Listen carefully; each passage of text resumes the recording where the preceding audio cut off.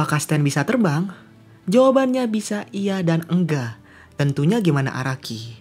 Tapi kalau pertarungannya masih normal sih enggak. Walaupun Stan kelihatannya mengapung di tengah-tengah udara, tapi tetap kalau untuk terbang itu ada yang bisa dan ada yang enggak. Kalau Stannya seperti Aerosmith atau Tower of Grey atau semacam yang bisa bergerak di udara, pasti bisa terbang. Tapi apakah ada Stan user yang bisa terbang? Yuk mari kita diskusikan di sini bareng bersama saya, Faris Ganesha.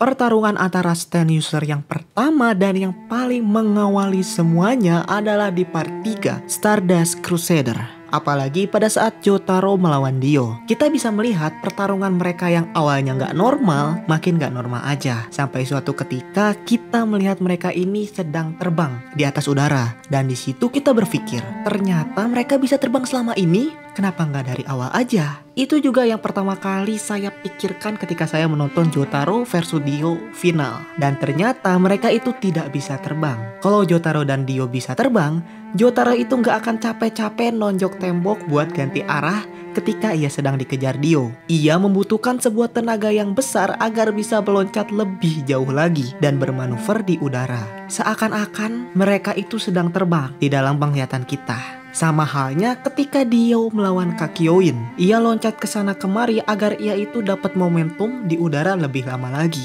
Mengapa ketika waktu berhenti mereka terlihat bisa bergerak kemana saja? Layaknya terbang, pertama waktu mereka itu berhenti. Jadi mereka bebas bergerak kemana saja karena itu sudah termasuk Jotaro dan Dio sebagai penguasa di dunia Zaword ini. Kedua, Stan Leap. Stan Leap adalah gambaran ketika Stan itu terbang, yang nyatanya mereka itu sedang meloncat. Dan kita nggak tahu satu kali Stan itu loncat, ya berapa lama mereka bisa di atas udara. Seperti Jotaro dan Dio, yang kalian tahu sendiri itu aneh.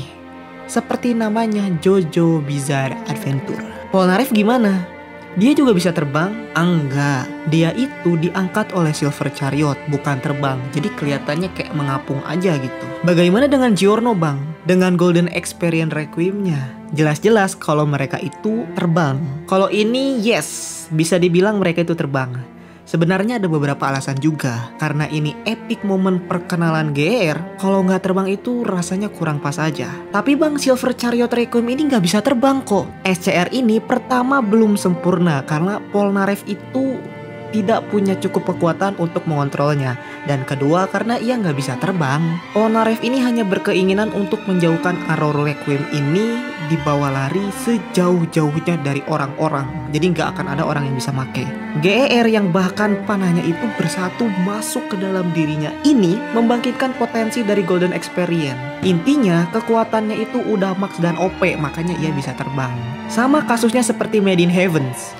Ia juga bisa membuat usernya Pucci ini terbang. Pucci sudah memperoleh kekuatan dari Simon yang bisa mengubah gravitasi, ditambah kekuatan Made in Heavens yang bisa mempercepat waktu, membuatnya bisa bergerak di udara sangat cepat atau disingkatnya ngapung.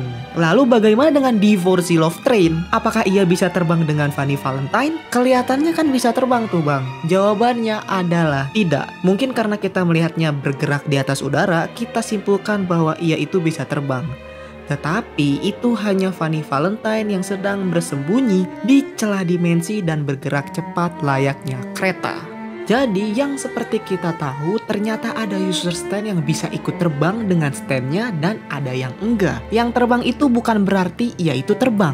Mungkin ia sedang terjatuh tetapi dengan gaya.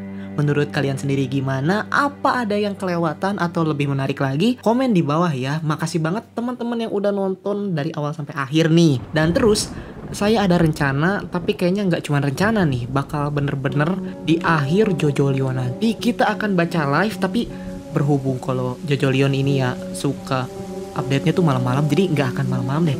Kasihan buat temen-temen adik-adik yang nontonnya ini masih sekolah atau UAS gitu kan, jadi bingung gitu, capek, ingin istirahat. Jadi ya kita pagi-pagi nanti jam berapa lah, pokoknya pagi ke siang kita akan live stream baca JoJo Leon chapter 109.